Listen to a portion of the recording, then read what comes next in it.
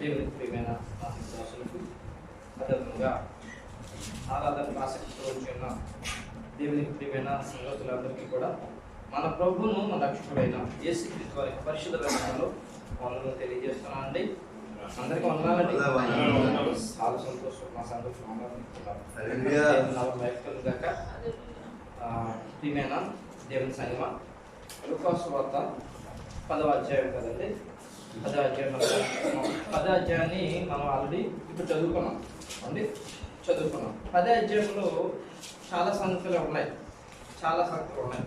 అవన్నీ వివరించాలంటే మనకి సమయం సరిపోదు. కాబట్టి ఈ లూకాసు వార్త 10వ అధ్యాయము 25వ వచనం నుండి 37వ వచనం వరకు ఈ వచనాల్లో ఉన్న పరమార్థాన్ని ఈరోజు మనం ధ్యానించుకుందామండి.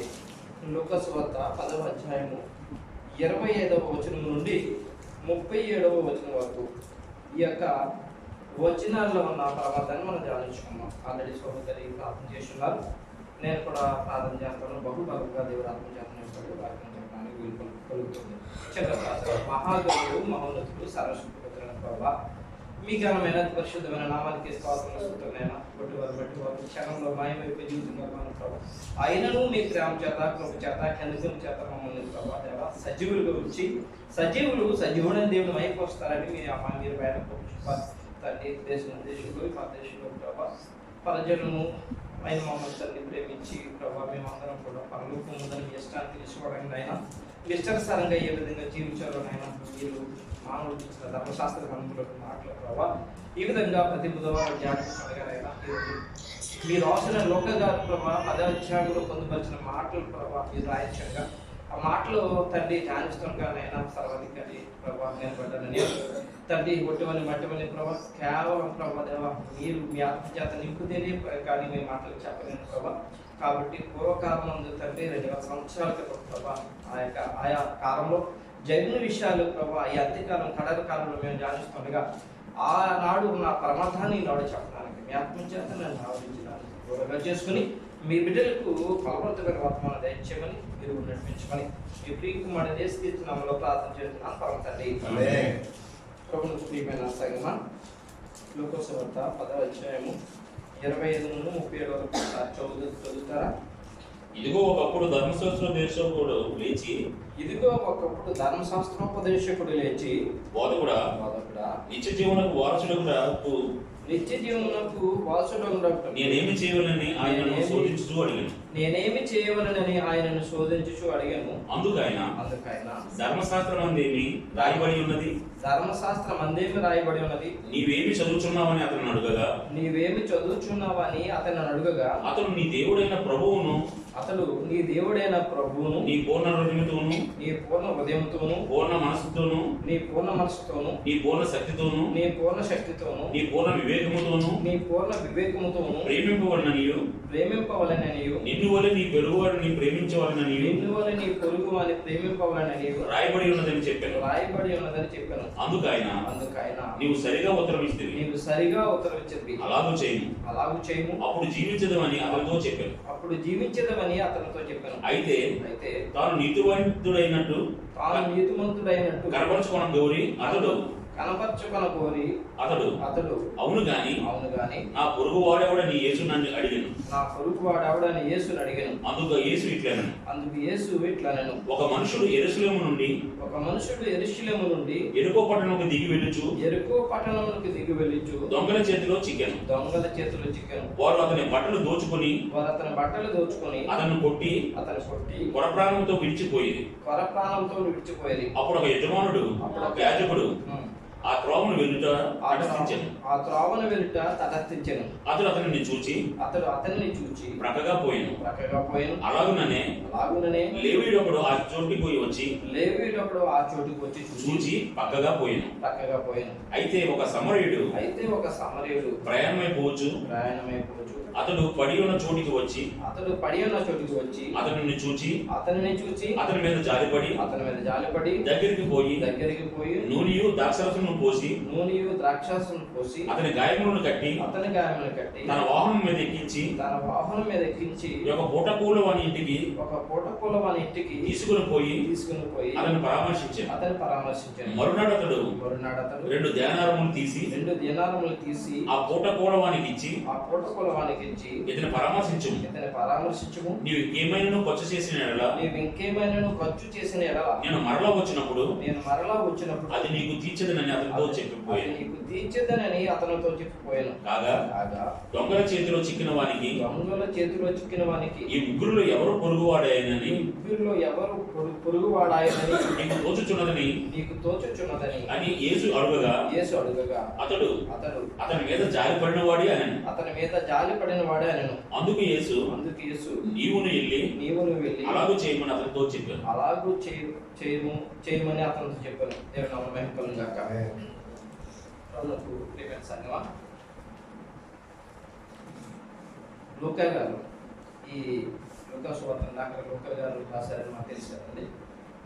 ఈ లూకా గారు 2000 సంవత్సరాల క్రితం ప్రభు యేసుక్రీస్తు పరలోక రాజ్య సువార్త ప్రకటిస్తున్న కాలంలో జరిగిన ఒక సంఘటనను తెలియజేస్తున్నారు ఆయన. ఆ సంఘటనను తెలియజేస్తూ 10:25లో ఆయన అంటున్నారు కదా, 10వ అధ్యాయం 25 వచనం, ఇదిగో ఒకప్పుడు ధర్మశాస్త్రోపదేశకుడు లేచి, బోధకుడా, నిత్య జీవమునకు వారసునకు నేనేమి చేయవలని ఆయన శోధించుతూ అడిగాను. ఇదిగో ఒకప్పుడు, ఇదిగో అన్న మాట అంటే వినండి, ఇదిగో అనే మాట ఏమండి వినండి, ఇదిగో అనే మాట నేను మీతో చెప్తున్నాను. ఇదిగో ఒకప్పుడు జరిగిన సంఘటనలు మీతో తెలియజేస్తున్నాను, మీరు వినండి, ఆలకించండి అనే సందర్భం చూపిస్తోంది. అలాగే చెప్తూ ఇదిగో ఒకప్పుడు జరిగిన సంఘటనను మీకు తెలియజేస్తున్నాడు. ఎవరికి తెలియజేస్తున్నాడు? ఆయన రాబోయే కాలంలో ఉన్న ఆయన పిల్లలకు ప్రభు సువార్త ద్వారా తెలియజేస్తున్నాడు. ఏమని తెలియజేస్తున్నాడంటే, ధర్మశాస్త్రోపదేశకుడు లేచి బోధకుడి దగ్గరికి వెళ్ళాడట. ధర్మశాస్త్రోపదేశకుడు లేచి బోధకుడి దగ్గరికి వెళ్ళాడటండి. అప్పుడు ప్రభు యేసుక్రీస్తు వారిని బోధకుడు అని పిలిచేవారు. ఎందుకంటే బోధకుడు అని పిలిచేవారు. అప్పుడే కనుక ప్రభు యేసుక్రీస్తు వారిని రక్షకుడు అని వారు నమ్మి ఉంటే అంటే తప్పనిసరి యూదులందరూ ఎప్పుడూ మారిపోయేది. ఈయన తండ్రి దేవుడు పంపించిన రక్షకుడే. అయితే బోధకుడని పిలిచేవారు. ఎందుకంటే ఆయన ఉదయకాలం ఇచ్చిన తర్వాత ఆయన సమాజ మందిరంలోకి వెళ్ళి, దేవాలయంలోకి వెళ్ళి, ఎక్కడ వీలు పడితే అక్కడ, ఎక్కడ జనసమూహం ఉంటే అక్కడికి వెళ్ళి పరలోక రాజ్య సువార్తను బోధిస్తూ ఉండేవాడు ఆయన. అందుకని వారు బోధకుడు అనేవారు. అండి ఈ ధర్మశాస్త్రోపదేశకుడు లేచి బోధకుడి దగ్గరికి వెళ్ళాడు. అండి బోధకుడి దగ్గరికి వెళ్ళాడు. ధర్మశాస్త్రోపదేశకుడు ధర్మశాస్త్రము అండి ధర్మము ప్లస్ శాస్త్రము. ధర్మము అనగా పరలోకమందున్న దేవుడు భూమి మీద మనుషులకి ఇచ్చిన ధర్మము, వారు నడవలసిన ధర్మము, వారు పాటించవలసిన ధర్మము, భూమి మీద వారు అనుసరించవలసిన ధర్మం. అప్పుడప్పుడు మనం వింటూ ఉంటాం కదా, వారు చెప్తున్న ధర్మమేనండి, వారు చేస్తున్న ధర్మమేనండి, అండి వారు చేస్తున్నది ధర్మమేనండి, ఆ ధర్మంగానే చేస్తున్నారండి అనే మాట పలుమార్లు మనం వింటాం. అండి ధర్మం అనగా నీతి. దేవుడు తన పిల్లల్ని ఒక నీతి క్రమంలో జీవించడానికి అంటే ఇశ్రాయేలు జనాంగాన్ని ప్రేమించి 5 కాండాలను 5 గ్రంథాలను మోషే ద్వారా దేవుడు ఇచ్చున్నాడు. ఆ 5 కాండాలైన 5 గ్రంథాలు అండి ఆదికాండము, నిర్గమకాండము, లేవీకాండము, సంఖ్యాకాండము, ధృతోపదేశకాండము, ఈ 5 కాండాలు ఇశ్రాయేలు జనాంగానికి ఇచ్చిన ధర్మశాస్త్ర గ్రంథం. అండి ఆ ధర్మశాస్త్ర గ్రంథాన్ని అండి చదివి ధ్యానించి బోధించేవాడు బోధకుడు. అండి చదివి ధ్యానించి బోధించేవాడు బోధకుడు. అండి ధర్మశాస్త్రము ధర్మాన్ని తెలియజేస్తుంది. మనుషులు జీవించవలసిన విధానాన్ని, నీతిని తెలియజేస్తుంది. శాస్త్రం అనగా గ్రంథం చుట్ట. పూర్వకాలం ముందు గ్రంథం చుట్టూ ఉండేది. అండి పూర్వకాలం ముందు చుట్టూ ఉండేది, గ్రంథం చుట్టగా ఉండేది, దాన్ని గ్రంథముగా చేశారు. ఈ 5 గ్రంథాలు కలిపి వారి శాస్త్రముగా ఈ శైలి జనాంగం పాటించవలసిన శాస్త్రముగా ఏర్పాటు చేయబడింది. ప్రివెన్సింగ్ అంటే ఇది ధర్మము, ఇశ్రాయేలు జనాంగము పాటించవలసిన ధర్మం ఇది. అందుకే పరిశుద్ధ గ్రంథంలో మనం చూసినట్లయితే మత్తయి 12:12 గొర్రెల కంటే మనుషులంతో శ్రేష్ఠుడు కాబట్టి విశ్రాంతి దినమున మేలు చేయడం ధర్మమే, చేయవలసిన ధర్మాన్ని గురించి తెలియజేస్తున్నారు ప్రభు. ఎఫెసీ 6:1 పిల్లలారా ప్రభువునందు మీ తల్లిదండ్రులకు విధేయులైనడి, ఇది ధర్మమే, పాటించవలసిన ధర్మాన్ని ఈ ధర్మశాస్త్ర గ్రంథం తెలియజేస్తుంది అండి. ఆ ధర్మశాస్త్రములకు పూర్తి వివరాలు అంటే ఆది కాండము, నిర్గమకాండము, లేవియ కాండము, సంఖ్యాకాండము, ద్వితీయోపదేశ కాండము, ఇవి ఏమంటే దీనిలో దేవుని ఆజ్ఞలు, విధులు, కట్టడలు ఉన్నాయి. దీంట్లో ఏమున్నాయండి? దేవుని ఆజ్ఞలు, కట్టడలు, విధులు ఉన్నాయి. ఆ దాని ద్వారానే ఆ యొక్క విధులు, కట్టడలు, ఆ యొక్క 5 కాండాలు, 5 గ్రంథాల ప్రకారమే వారు జీవించాలి. ఆ గ్రంథాలను ధ్యానించి ఆయా ప్రజలకు, ఇశ్రాయేలు ప్రజలకు ధర్మశాస్త్రోపదేశకులు బోధించాలి. ఏమండి? అలాగూ బోధించేవాడే ధర్మశాస్త్రోపదేశకుడు అండి. అలాగే ధర్మశాస్త్ర గ్రంథాన్ని బోధించేవాడే ధర్మశాస్త్రోపదేశకుడు. ఆ ధర్మశాస్త్రోపదేశకుడు బోధకుల దగ్గరికి వెళ్ళాలి. ఎవరి దగ్గరికి? యేసుక్రీస్తు ప్రభు దగ్గరికి వెళ్ళారు. బోధకుల దగ్గరికి వెళ్ళాలి. ధర్మశాస్త్ర గ్రంథం అంటే పరలోక రాజ్య సువార్తను బోధించే యేసుక్రీస్తు ప్రభు దగ్గరికి వెళ్ళి ఆయన అంటున్నాడు కదా, నిత్య జీవమునకు వారసుడనగుటకు నేనేమి చేయవలెనని ఆయన శోధించుచు అడిగాడట. నిత్య జీవమునకు ఏమండి? నిత్య జీవమునకు చేరుటకు లేక వారసుడొకటకు స్వతంత్రించుకోవటకు నేనేమి చేయాలని అడుగుతున్నాడు. ఒక్క మాట ప్రియమైన సంఘం మీతో చెప్తున్నాం.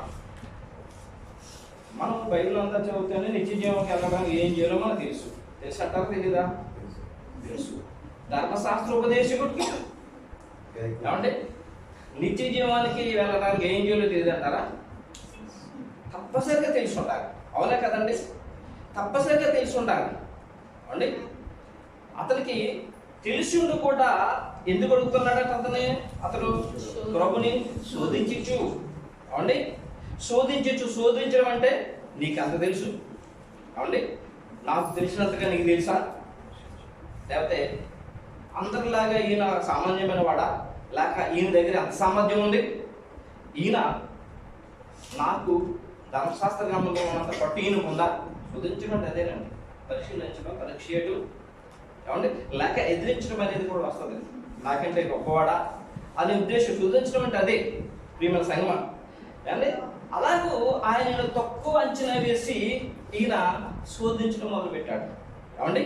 శోధించడం మొదలు పెడితే అప్పుడు ప్రభు యేసుక్రీస్తు వారు ఏమన్నారు? 26వ వచనంలో అందుకు ఆయన ధర్మశాస్త్రం అందేమి రాయబడి ఉన్నది, నీవేమి చదువుతున్నాము అవండి. ధర్మశాస్త్రం అందేమున్నది, నీవేమి చదువుతున్నాము అని అతను అడుగుతాడు. ఈ మాట ఎలా ఉందంటే ఏమంటే ఒక యజమానుడు దాసుని అడిగినట్లుగా ఉంది అండి. ధర్మశాస్త్రాన్ని ఇచ్చిన దేవుడు ధర్మశాస్త్రం ధ్యానించి చదువు లేక బోధిస్తున్న వ్యక్తికి ధర్మశాస్త్రం అందేమున్నది, నీవేం అడుగుచున్నావు అని అండి ఒక ఏమన్నాలంటే కమాండ్మెంట్గా అడిగినట్లుగా ఉంది ఏమండి. ఈయన అడుగుతున్నారు. అందుకైన ధర్మశాస్త్రం అందేమి రాయబడి ఉన్నది, నీవేమి చదువుతున్నాము అని ఆయన అడుగుక. ప్రియమైన సంగమా, ఒక మాట మనం ఈ ఆలోచించుకోవాలి. ఏంటంటే ఏదన్నా ఒక కథ విన్న తర్వాత కథ చెప్పిన తర్వాత ఈ కథ ఆ యొక్క కథలో ఉన్న పరమార్థం ఏంటి అని అడిగినప్పుడు చాలా మంది వారికి ఉన్న జ్ఞానం చెప్పిన ఒకరికొకలాగా ఒకరైతే మొత్తం కథ అంతా చెప్తారు, కొంతమంది అయితే పొద్దుగా చెప్తారు, కొంతమంది అయితే సారాంశం చెప్తారు. అంటే వారికి ఉన్న జ్ఞానం ప్రకారం. అయితే ఇక్కడ ధర్మశాస్త్రోపదేశకుడు ధర్మశాస్త్ర గ్రంథాన్ని అంతా కూడా చదివి బోధిస్తున్నాడు కాబట్టి ఇతనికి మంచి జ్ఞానం ఉంది. మరి ఆ ధర్మశాస్త్ర గ్రంథం ఇచ్చిన ప్రభు అతను అడుగుతున్నాడు. ఇప్పుడు ప్రభు అతను అడుగుతున్నాడు కాబట్టి ఇతను ఎవరు? ధర్మశాస్త్రోపదేశకుడు ఎలాంటి జవాబు ఇవ్వాలి? జ్ఞానంతో కూడిన జవాబే ఇవ్వాలి. జ్ఞానంతో కూడిన జవాబు ఎలా అంటే, ఒక కథ చెప్పిన తర్వాత కథంతా చెప్పడం కాదు జ్ఞానం అంటే. దేవుడు యెహోవా మోషే ద్వారా 5 గ్రంథాలు ఇచ్చాడు. ఆయన 5 గ్రంథాలలో ఉన్న మొత్తం అంతా చెప్పమని కాదు. నీ గ్రామశాస్త్ర గ్రంథమేమి శాస్త్ర గ్రంథమేమి రాయబడి ఉన్నది, నీవేమి చదువుతున్నావు అదంతా చెప్పడం కాదు, దానిలో ఉన్న పరమార్థం చెప్పడం. అవునండి, దానిలో ఉన్న పరమార్థం చెప్పడం. అందుకనే ఆ 5 గ్రంథాలలో, ఆ 5 ఖండాలలో ఉన్న పరమార్థాన్ని ఒక మాటగా ఈ యొక్క ధర్మశాస్త్రోపదేశకుడు చెప్పాడు. అవునండి, ఒక మాటగా ధర్మశాస్త్రోపదేశకుడు చెప్పినప్పుడు ఏమండి, అప్పుడు 10:28లో ప్రమేశ్వరిస్తూ వారు ఏమంటారంటే, అందుకు ఆయన నీవు సరిగా ఉత్తరమిచ్చితివి, అలాగు చేయము, అప్పుడు నీవు చదవండి. అందుకైనా నీవు సరిగా ఉత్తరమిచ్చితివి, అలాగూ చేయము, అప్పుడు నీవు జీవించుతావని. నువ్వు సరిగా అంటే అతను ఏం చేశాడండి, సరిగానే చెప్పాడు. ప్రభు అయిన యేసుక్రీస్తు ప్రభు ఏమడిగాడు ఏమండి, ఆ దానికి ఆ యొక్క 5 కాండాల్లో ఉన్న ప్రమాదం ఏంటో, దేవుడు మనుషులు ఎలా ఉండమన్నాడో, ఏం చేయమన్నాడో అది చెప్పాడు. దానికి ముందు అది ప్రియమైన సంగమా సరిగానే చెప్పాడు. అయితే ఏమండి 29లో మళ్ళా ఇతను ఏమంటున్నాడంటే, 29 చదవండి మళ్ళా. అయితే తాను నీతిమంతుడైనట్టు కనపరచుకొనగోరి అతడు అవును గాని నా పొరుగువాడెవడని దేవునామమే కలుగును గాక. ఆ యొక్క ధర్మశాస్త్ర గ్రంథంలో నిత్య జీవనకి వెళ్ళాలంటే ఏం చేయాలో క్షుణ్ణముగా దేవాదేవుడు తన దాసుడైన మోషే ద్వారా రాయించుండగా అది ఏమిటో ఇతను తెలిసిన తర్వాత నిత్య జీవనకి ఎలాగ వెళ్ళాలో తెలుసుకున్నాడు. కాబట్టి అవును అలాగే చేయి, నువ్వు నిత్య జీవనకు వాసులు అవుతానని ప్రభు చెప్తే అండి, మళ్ళీ అతను అంటున్నాడు, అతను నీతిమంతుడైనట్టు కనపరచుకొనగోరట. అంటే ఇతను మరలా నాకు ధర్మశాస్త్ర గ్రంథం అంతా తెలుసు, ధర్మశాస్త్ర గ్రంథం అంతా కూడా నేను పాటిస్తున్నాను అని నీతిమంతుడైనట్టుగా అవండి కనపరుచుకోవాలనుకున్నాడు అతను, కనపరుచుకుంటున్నాడు అతను. అవండి ప్రియమైన సంగమా, ఈ భూమి మీద ఉన్న మనుషులు ధర్మశాస్త్రోపదేశకులు కానీ, లేక బోధించేవారు కానీ, లేక చదివేవారు కానీ, ధ్యానించేవారు కానీ ఎవరికి కనపరుచుకోవాలంటే నీతిమంతులని కనపరుచుకోవాల్సిందా? ఎవరికి కనపరుచుకోవాలి? దేవుడికి. అవండి నేను నీతిమంతుడిని దేవుడికి కనపరుచుకోవాలి. అవండి ప్రియమైన సంగమా, మనం ఎలాంటి వారమో ఎవరమో దేవుడికి బాగా తెలుసు, దేవుడికి బాగా తెలుసు. మనం పాటిస్తున్నామో పాటించట్లేదా, ధ్యానిస్తున్నామా ధ్యానించట్లేదా, దాని ప్రకారం జీవిస్తున్నామో జీవించలేదో ప్రభుకి బాగా తెలుసు. అయితే ఒక వ్యక్తి ధర్మశాస్త్రం అంతా కూడా పాటిస్తూ ఉంటే అతని క్రియ మూలంగా అతను ఎలాంటి వాడో దేవుడు చెప్పగలడు. దేవుడి దగ్గరికి వెళ్ళి నేను నీతిమంతుని లేకపోతే నీతి గల కార్యాలను చేస్తున్నా అని చెప్పి మరి గొప్ప గొప్ప మాట్లాడితే వాళ్ళు నీతిమంతులుగా తీర్చబడ్డ సరిగదా, వాళ్ళు చాలా లాస్ అవుతారు, చాలా దేవుని దగ్గర నుంచి కోల్పోతారు. ప్రియమైన సంగమా, నీతిమంతుడిగా దేవుడి దగ్గర కనపరుచుకోవాల్సి పర్లేదు, నీతిమంతుడిగా జీవించాలంటే ప్రభు చెప్పిన మాట పాటించాలి, జీవించాలి. అప్పుడు దేవుడే వారు నీతిమంతుడిగా చేస్తాడు. అందుకొరకు ఈ అపోస్తలుడు పౌలు గారు తిమోతికి రాసిన 2వ పత్రిక 3:5 చూడండి.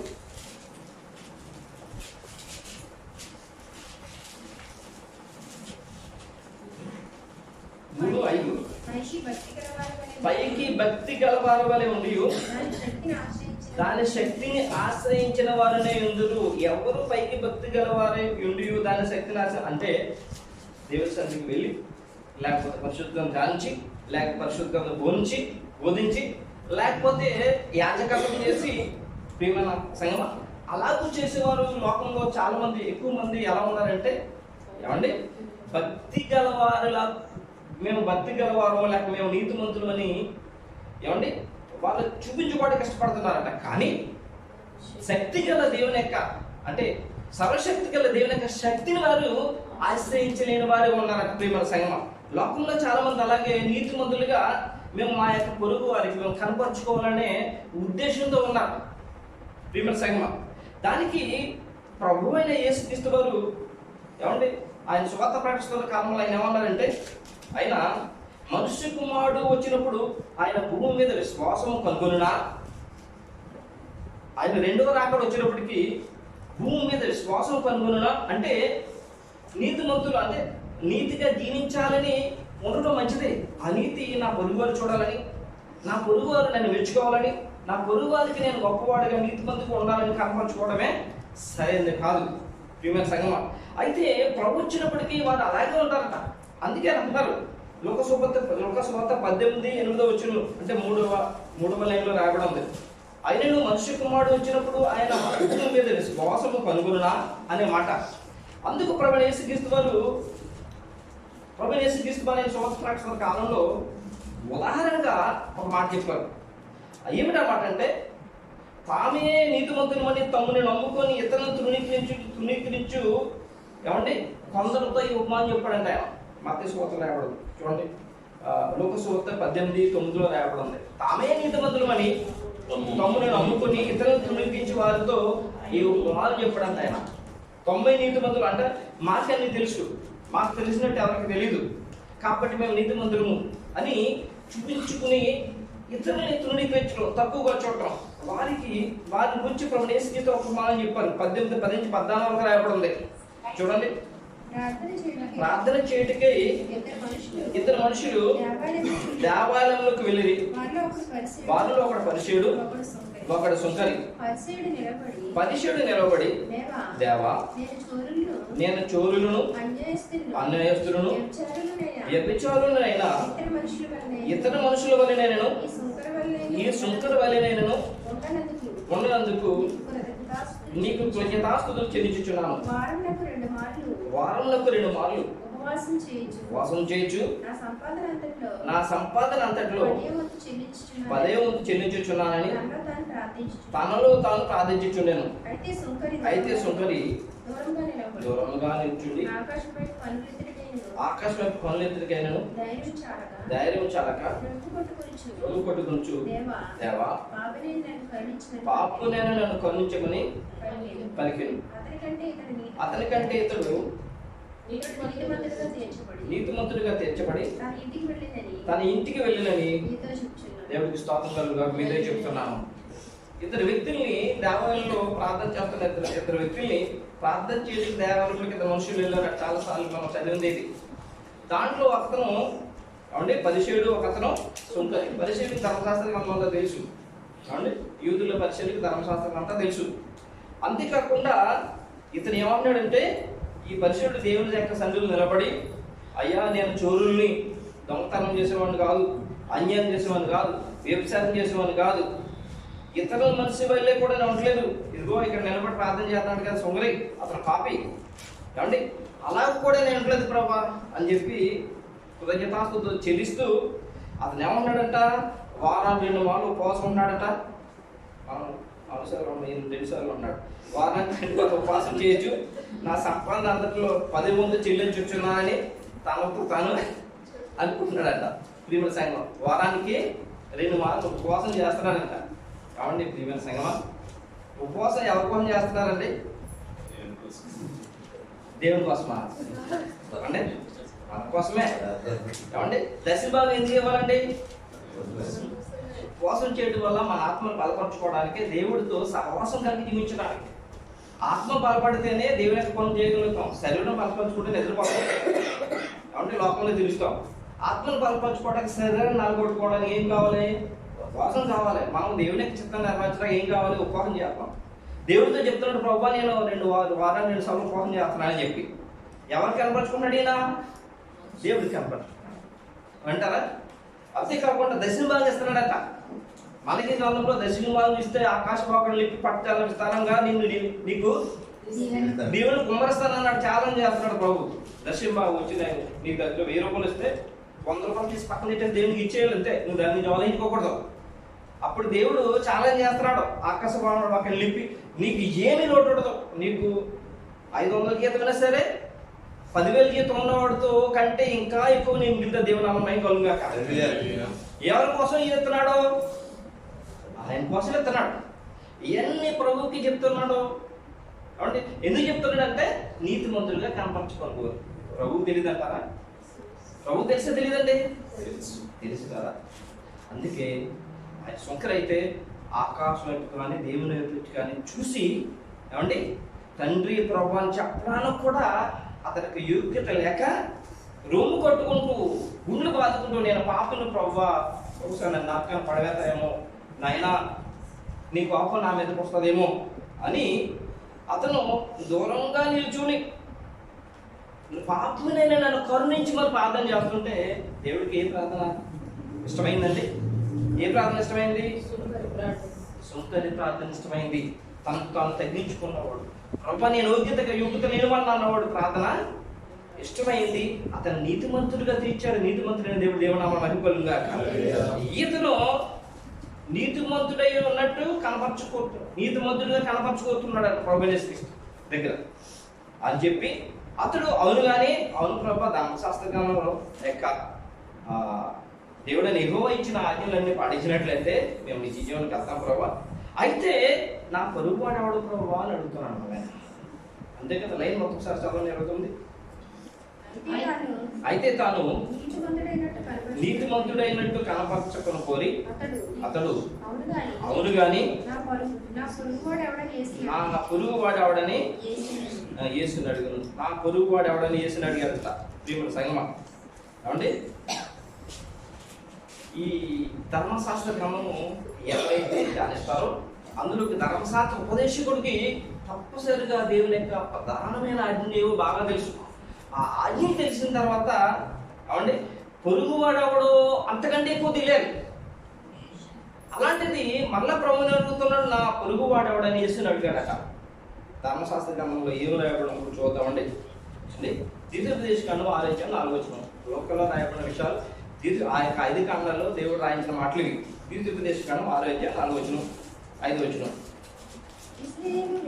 ఇశ్రాయేలు వినుము, మన దేవుడైన యెహోవా అద్వితీయుడైన యెహోవా నీ పూర్ణ హృదయముతోను నీ పూర్ణ ఆత్మతోను నీ పూర్ణ శక్తితోను నీ దేవుడని యెహోవాను ప్రేమింపవలెను. లేవి కాండం 19:18 19:18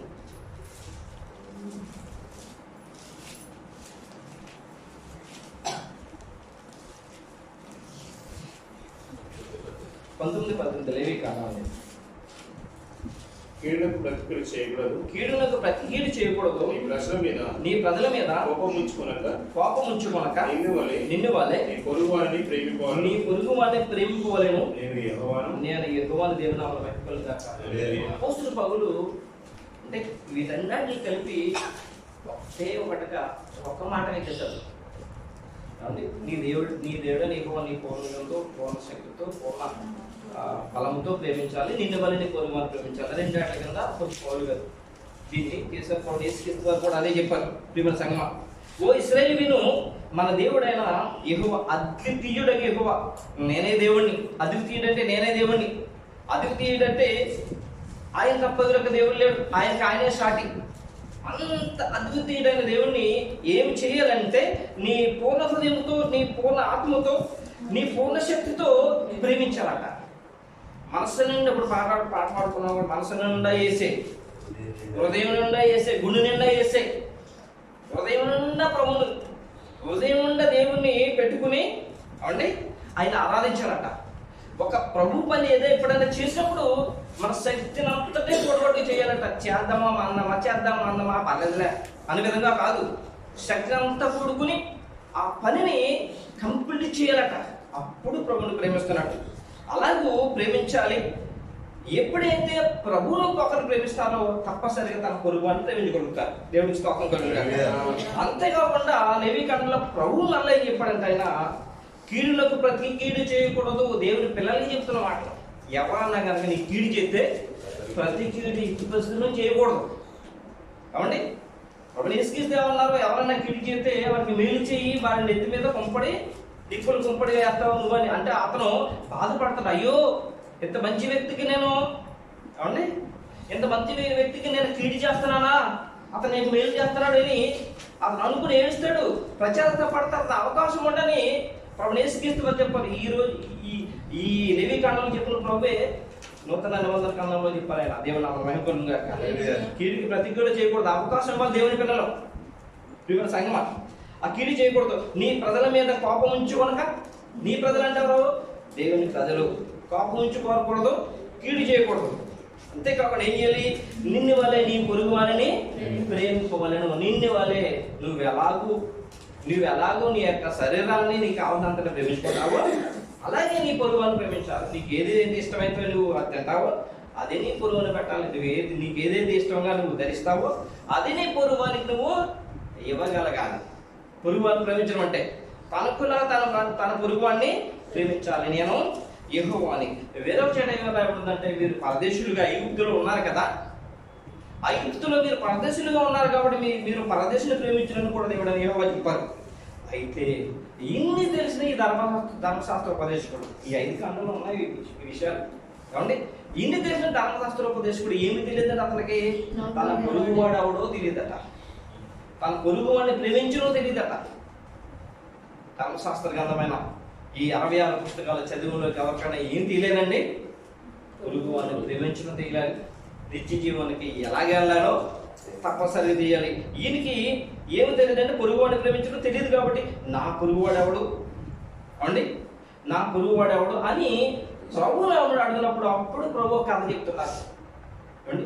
10వ అధ్యాయం 25 నుంచి 37 వరకు ఆయన ఒక కథ చెప్తున్నాడు. ఏంటంటే ఆయన ఒకప్పుడు ఒక మనుషుడు యెరూషలేము నుండి యెరికో పట్టణంకు దిగి వెళ్ళుచు దొంగల చేతిలో చిక్కాను. వారు అతని బట్టలు దోచుకొని అతనిని కొట్టి కొరప్రాణంతో విడిచిపోయేది. అప్పుడు ఒక యాజకుడు ఆ త్రోవను వెలుడు తటస్థించాడు. అతడు అతనిని చూచి పక్కగా పోయాను. అలాగుననే లేవీయుడు ఒకడు ఆ చోటికి వచ్చి చూచి పక్కగా పోయాను. అయితే ఒక సమరయుడు ప్రయాణమైపోవచ్చు అతడు పడి ఉన్న చోటికి వచ్చి అతనిని చూచి అతని మీద జాలిపడి దగ్గరికి పోయి నూనెయు ద్రాక్షరసము పోసి అతని గాయములను కట్టి తన వాహనము మీద ఎక్కించి ఈ యొక్క పూటకోళ్ళ వాని ఇంటికి తీసుకుని సరిపోతున్నారు. మనం చదివాం కదా అండి. ఈ ఎవరు యెరూషలేము నుండి యెరికోకి ఒక అతను వెళ్తున్నాడు అట. యెరికోకి 17 కిలోమీటర్ల దూరం అని పరిశుద్ధ గ్రంథంలో రాయబడింది. 17 మైళ్ళ దూరం అట. యెరికో పట్టణానికి, యెరికో ఆ యొక్క ప్రదేశానికి వెళ్ళడానికి 17 మైళ్ళ దూరం అని పరిశుద్ధ గ్రంథంలో రాయబడింది. ఈ 17 మైళ్ళ దూరం కూడా ఎడారి ప్రాంతం అట. ఎడారి ఏముండదు, నిర్మాషంగా ఉంటుంది, ఎడారి ప్రాంతం. అంతేకాకుండా యెరూషలేము నుండి యెరికోకు వెళ్ళాలంటే 3000 అడుగులు కిందకి దిగి వెళ్ళాలంట. అంత ఫల ప్రదేశం అంట, ఎత్తైన ప్రదేశం ఉంది యెరూషలేము. 3000 కిలోమీటర్లు, 3000 అడుగులు కిందకి వెళ్ళాలట ఆ యెరికోకు వెళ్ళాలంటే. అంత పైన ఉంది యెరూషలేము. యెరూషలేము నుంచి వెళ్ళేవారు ఎవరు? యూదుడు వెళ్తాడు. యెరూషలేము నుంచి వెళ్ళేవారు ఎవరు? యూదుడే వెళ్తాడు. ఆ యూదుడు ఒక ఆయన యెరికోకు బయలుదేరి వెళ్తున్నాడు. ఈ 17 మైళ్ళ దూరం ఉన్న ఆ యొక్క దారిలో వెళ్తూ ఉంటే ఆ రోజుల్లో మరి దొంగలు ఎక్కువగా ఉండి ఎవరైనా ఒకరు వస్తూ ఉంటే వారిని దోచుకునేవారట. ఎలా అంటే వారి దగ్గర ఉన్న వస్తువులను తీసేసుకుని వారి దగ్గర ఉన్న బట్టలన్నీ లాగేసుకుని వాళ్ళని కొట్టి పడేసేవారట. ఆ సమయంలో ఎవరైనా చూస్తే బతికేవారు, ఎవరు చూడకపోతే చనిపోయేవారు. మరి అలాగే ఈ యొక్క యూతుని ఆ దొంగలు దోచుకుని అవండి కొట్టేసి తన బట్టలన్నీ లాక్కొని కొట్టేసి వెళ్ళిపోయారు. వెళ్ళిపోయిన తర్వాత తీసుకొని చెప్తున్నారు ధర్మశాస్త్రోపదేశకుడు, ఆ కొట్టి పడవేసి వెళ్ళిపోతే అతను కొనూపురుతో ఉన్నాడు. ఎవరైనా రక్షిస్తే బతుకుతాడు, లేకపోతే బతకడు. ఆ సమయంలో ఒక యాజకుడు అలాగే వెళ్తున్నాడట. వెళ్తుంటే కొనూపురుతో ఉన్న అతను చూశాడు, కానీ చూడట్టు వెళ్ళిపోయాడు. ఆ తర్వాత లేవుడు వెళ్ళాడట.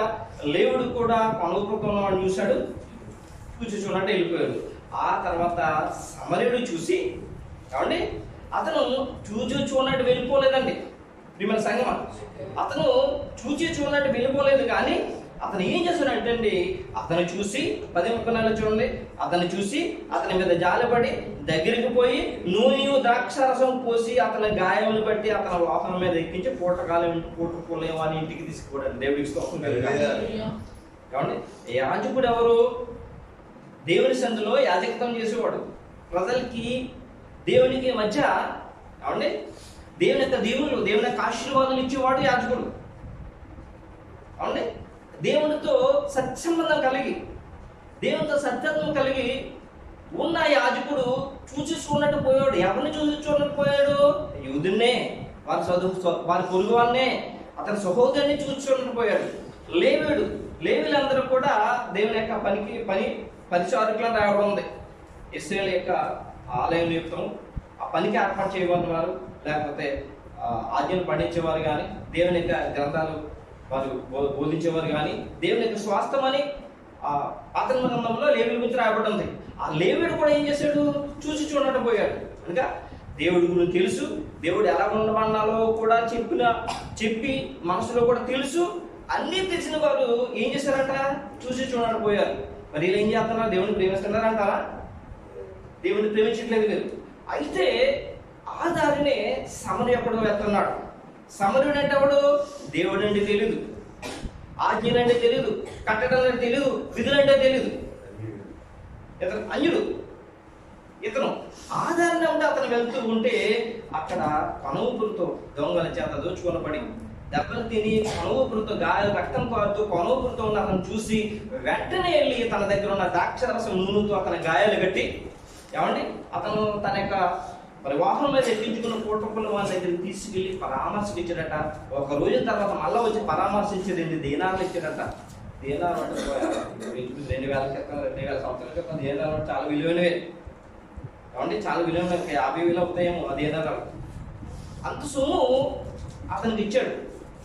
ఏం వస్తుందని ఇచ్చాడండి అతను ఏమి పెట్టాలని ఇచ్చాడు? అతని దగ్గర నుంచి ఏమి కోరిచ్చాడు అతను? అయితే ప్రియమైన సంగమా, అయితే ఇతను దేవుని ఆజ్ఞ తెలియదు, దేవుడి కట్టలు తెలియదు, అంటే దేవుని గురించి ఏమీ తెలియదు, దేవుడు ఎవరో తెలియదు, దేవుడిని ఎలా ప్రార్థించాలో తెలియదు. అయితే అతనికి మాత్రం ఒకటి తెలుసు, పొరుగు అని ప్రేమించాలని. దేవుడికి స్తోత్రం కలుగును గాక. ఏమి తెలుసు అండి? పొరుగు అని ప్రేమించాలి అని మాత్రం తెలుసు. పొరుగు అని ప్రేమించాలది చాలాసార్లు ఇదే జరుగుతుంటుంది. చాలా మంది సంఘాలకు వెళ్తుంటారు, చాలా మంది పరిశుద్ధులను ధ్యానిస్తుంటారు, చాలా మంది గొప్పగా చెప్పుకుంటారు, చాలా మంది నీతి మందులు కనపరచుకోరుకుంటారు, కానీ క్రియలు ఉండవు. దేవుడికి ఇష్టమైన క్రియలు ఉండవు. మంచిదే ధర్మశాస్త్రం చదవాలి, మంచిదే బోధించాలి, మంచిది ఉపవాసాలు చేయాలి. అయితే దేవుడికి ఇష్టపడే క్రియలు కావాలి, దేవుడు మెచ్చుకోలే క్రియలు కావాలి. ఈ సమరుడికి ఏమీ తెలియదు, కానీ క్రియల ద్వారా దేవుని మహిమపరుస్తున్నాడు. ప్రత్యేకించి ప్రభువు యేసుక్రీస్తు ధర్మశాస్త్ర ఉపదేశకుడికి సమరయుల గురించి ఎందుకు చెప్పాలి అంటే, లోకంలో ఐంద్రులైన వారు కూడా ఉన్నారు. వారు దేవుడు అంటే తెలియకే వారు నీతి కార్యాలు చేస్తున్నారు. దేవుని నామం మహిమ కలుగును గాక. దేవుడు అంటే వారికి తెలీదు, నీతి కార్యాలు చేస్తానే ఉన్నారు. మొదటి యోహాను పత్రిక 4:16 చూడండి. మొదటి యోహాను పత్రిక 4:16.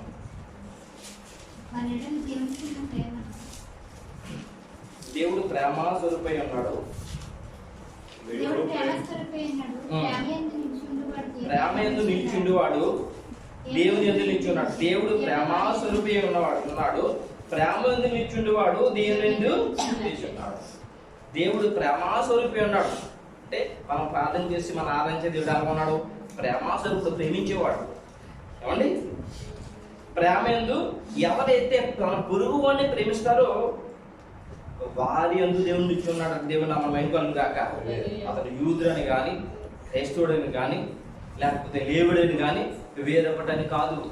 ఈ లోకములో ఎంతమంది అయితే తన పొరుగు వారిని ప్రేమిస్తారో, తనకులాగా తన పొరుగుని గౌరవిస్తారో, తనకులాగా తన పొరుగు వారిని క్షేమం కోరుతారో, తనకులాగా తన పొరుగు వారికి సహకారులు ఉంటారో, బాధలో, వేదనలో, శోధనలో, ఇబ్బందుల్లో సహకారులు ఉంటారో, నాకు వచ్చిన బాధ వీరికని చెప్పి ఎవరైతే ప్రేమ కలిగి ఉంటారో వాళ్ళు ఎవరు ఉంటారో తెలుసండి?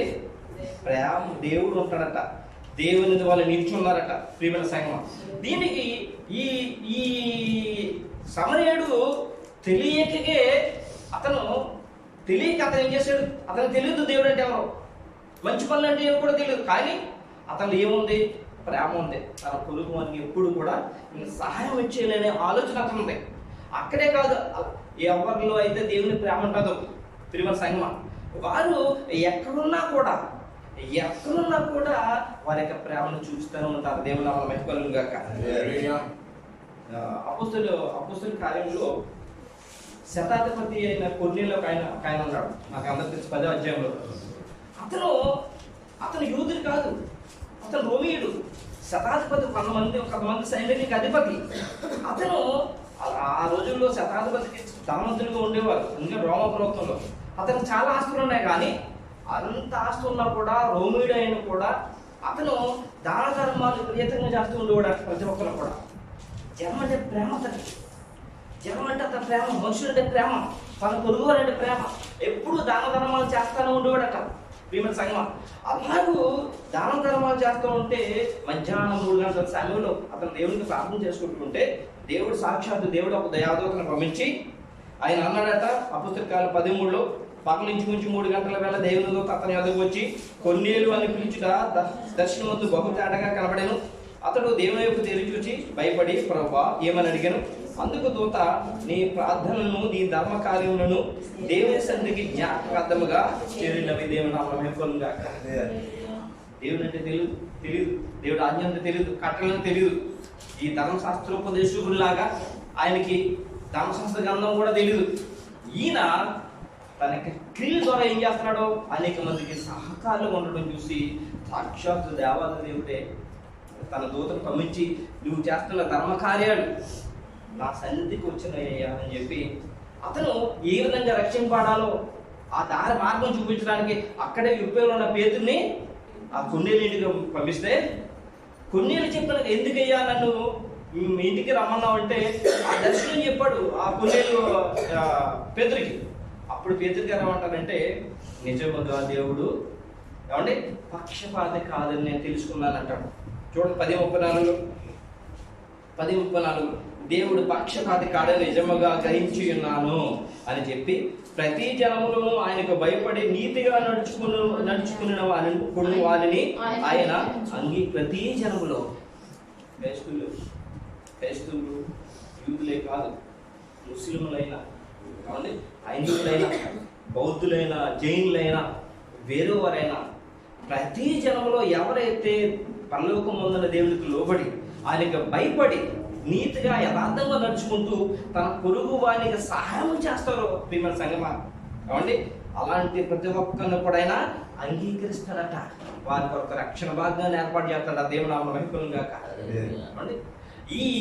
ఈ ధర్మశాస్త్రోపదేశకుడికి తెలియని విషయాలు, అంటే తెలిసి కూడా తెలియని విషయాలు, ధర్మశాస్త్రం అంటూ ఏంటో తెలియని హైందువులు చేస్తూ ఉంటే దేవుడు వారికి తెలియజేస్తున్నాడు.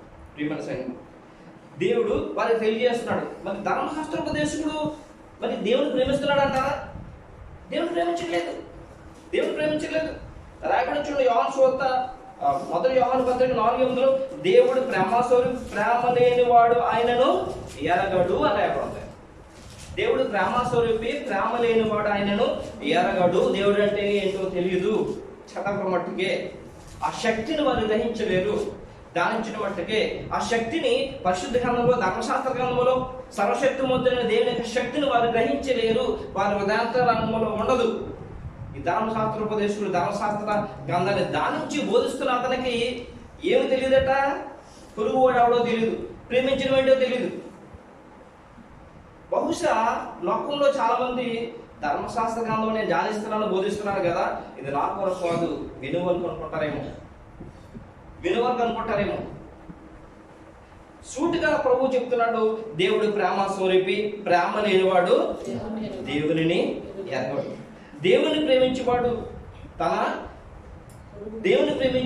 పొరుగు వారిని తప్పనిసరిగా ప్రేమిస్తాడు. తన పొరుగు వారిని తప్పనిసరిగా ప్రేమించి తీరుతాడు. తన పొరుగు వాడికి ఆపదలు, ఇరుకులు, ఇబ్బందులు తప్పనిసరిగా ఆలోచించండి. ప్రియమైన సంఘం, ఆలోచించండి. అందుకనే ప్రభువైన యేసుక్రీస్తు దగ్గరికి వచ్చి శోధించు నిత్య జీవానికి వెళ్ళడానికి నేను ఏం చేయగలను ప్రభు అంటే, ధర్మశాస్త్రం తెలుసు కదా, నాకేం రాయమని చదువు అని అడిగినప్పుడు, చదువు నువ్వు చెప్పన్నప్పుడు చదువువాడు చెప్పాడు. తర్వాత మళ్ళీ అన్నాడు, నా పొరుగువాడు ఎవడు అంటే, ధర్మశాస్త్ర గ్రంథం ధ్యానించి బోధిస్తుంటే ఇతను ఏం చేయాలి? అవన్నీ ఇతరులో ఉండాలి, కానీ ఒక్కటి కూడా ఇతరులో లేదు. ఒక మంచి సుగుణం, మంచి సుగుణం కూడా ఎవరు లేదు? ఈ ధర్మశాస్త్ర ఉపదేశకుడికి లేదు. విచారకరమే. అందుకని ప్రభు చూపిస్తూ ఆ యొక్క సమరయుడు యాజకుడి కంటే లేవుడి కంటే సమరయుడు దేవుడికి ఇష్టడైన వాడు అంతగా చూపిస్తున్నాడు. ప్రియమైన మత్తయి సువార్త 20వ అధ్యాయంలో ఏమన్నా ఇవ్వడం ఉంది? తీర్పునాడు గొర్రెలు కుడి చేతి వైపున గొర్రెలు చూసి నా తండ్రి చేత ఆశీర్వదింపబడిన వాళ్ళారా. ఏమండి 25వ అధ్యాయం 34-40 వరకు రాయబడింది, నా తండ్రి చేత ఆశీర్వదింపబడిన వాళ్ళారా రండి.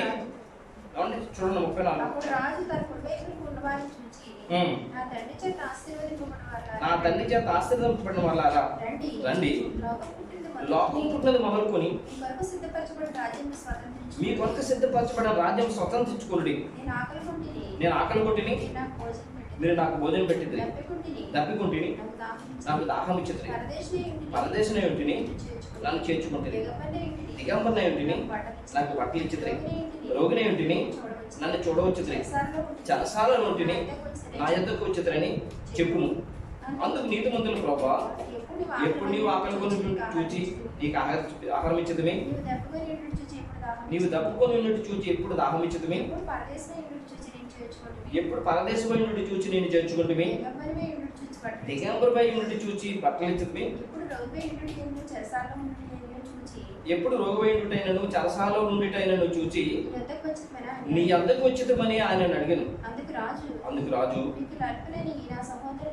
మిక్కులు అలిపిలని నా సహోదరుల్లో ఒకరికి మీరు చేస్తున్నారు కనుక నాకు చేస్తురని నిశ్చయముగా మీతో చెప్పుతున్నానని వార్తానండి. దేవునామమున మహిమ కలుగుగాక. ఎరుకో అతని దారిలో మిక్కిలి అలుపడే పడి ఉన్నాడు. అతను రక్షిస్తేనే అతను బతుకుతాడు, అతను కాపాడితేనే బతుకుతాడు. అవునండి, అతని గాయాలు కట్టి అతనికి జాగ్రత్తగా అతన్ని పరామర్శిస్తేనే అతను బతుకుతాడు, లేకపోతే అతను ఎలా బతుకుతాడు? అవునండి, శతాధిపతి ఎంతో మంది 12 మంది వరకు పెడతా ఉన్నాడు శతాధిపతి. అలాగే చాలా మంది లోకంలో ఎవరికి చెప్పుకోకుండా వాళ్ళు చేస్తా ఉన్నారు ప్రియమైన సంఘం. అవునండి, వాళ్ళు అందుకే పరిశుద్ధ ఏమని రాబడుతుందంటే, పరిశుద్ధ గ్రంథం ఏమని రాబడుతుందంటే, క్రియలు లేని అంటే విశ్వాసము లేక క్రియలు లేని నమ్మకము మృతము అని రాయబడుతుంది. ఇది ధర్మశాస్త్రోపదేశకుడికి ప్రభువైన యేసుక్రీస్తు సెలవిస్తూ ఉన్నారు.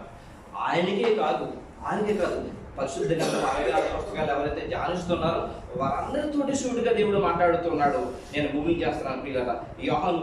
మొదటి యోహాను పత్రిక 3:14. మొదటి యోహాను పత్రిక 3:14. మనము సహోదరులను ప్రేమించుచున్నాము కనుక మరణములో నుండి జీవములోనికి దాటి ఉన్నామని దేవుడికి స్తోత్రం కలుగును గాక. మనం సహోదరులను ప్రేమించుచున్నాము కనుక మనం ప్రేమించినట్లయితే, మన సహోదరులను పరామర్శించినట్లయితే, మన సహోదరుల సహకారం ఉన్నట్లయితే మనకు చేతగానంత, మనకు చేయగలంత మన దేవుడికి తెలుసు మనం ఎంత చేయగలుగుతాము. కీడు చేయకుండా మేలు చేస్తే ఏం చేస్తామని తెలుసా? ఆ ధర్మశాస్త్రోపదేశకుడు పొందుకోలోని నిత్య జీవము మనం పొందుకున్నమాట. మనము సహోదరులను ప్రేమించుచున్నాము కనుక మరణములో నుండి జీవములోనికి దాటి ఉన్నాము. దేవుని నామమున మహిమ కలుగుగాక. అందుకని పౌలు గారు మాట చెప్తున్నారు, ముగించేద్దాం. కొలస్సీ 3:12 ఎలా ఉండాలో దేవుని పిల్లలు ధర్మశాస్త్ర గ్రంథం ధ్యానించే వాళ్ళు ఎలా ఉండాలో అప్పుడు పౌలు గారు తెలియజేస్తున్నారు. కాగా దేవుని చేత ఏర్పరచబడిన వారును పరిశుద్ధులను ప్రియులైన వారికి తగినట్లు మీరు జాలిగల మనస్సును దయాళుత్వమును వినయమును సాత్వికమును సరిపడు దీర్ఘశాంతము ధరించుకుని దేవుని నామమున మహిమ కలుగుగాక. జాలిగల మనస్సు అండి, దయాళుత్వం, వినయము, సాత్వికము, దీర్ఘశాంతము ధరించుకోవాలట. స్థితి కలిగిన ఈ మనసును మీరు కలిగి ఉంటే తప్పనిసరిగా నిత్య జీవానికి వారసును కాగలను. సరస్వతి దేవుడు ఈ యొక్క లూకా గారి ద్వారా 2000 సంవత్సరాల క్రితం రాయించిన మాటలు ఈ అంచకాలంలో కడవ కాలంలో జనవరి నెలలో దేవుడు మనం ధ్యానించుకోవడం కూర్చుంటాడు. మనం విన్న మాట ప్రకారం జీవిందాం, ఆ పల్లెకు రాజ్యాన్ని స్వతంత్రించుకుందాం. అలాంటి దేవుడు మనం భద్రపరచుగాక.